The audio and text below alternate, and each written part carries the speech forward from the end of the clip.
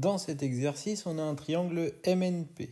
On connaît l'angle en N, on connaît l'angle en P, et nous, ce qu'on veut trouver, c'est l'angle en M. Donc nous, ce qu'on sait, c'est que la somme des angles dans un triangle, elle est de 180 degrés.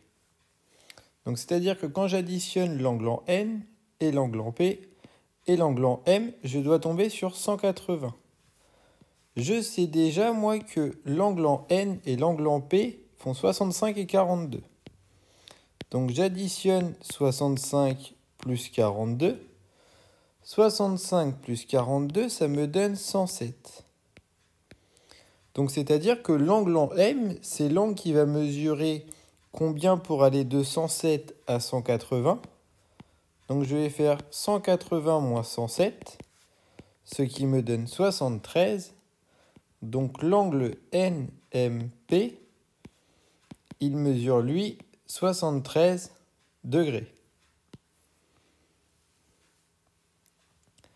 Dans l'exercice 7, nous avons le triangle LIE qui est rectangle en I d'après Tom.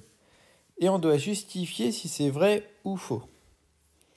Donc ce qu'on peut voir, c'est que le triangle LPI, lui, il est rectangle en P.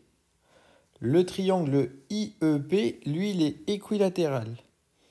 Et nous, on travaille dans le triangle LIE.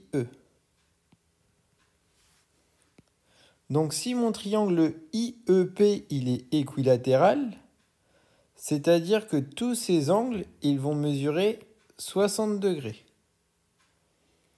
Dans mon triangle LIP, je connais l'angle en L, je connais l'angle en P, et je sais que la somme des angles de mon triangle, elle fait 180 degrés. Parmi mes 180 degrés, j'ai un angle de 90 et un angle de 50 déjà. Donc parmi les 180, j'ai déjà deux angles qui font 140 degrés. 140 pour aller à 180 m'indique que mon angle LIP, il va faire 40 degrés. Et donc 40 plus 60 me donne 100.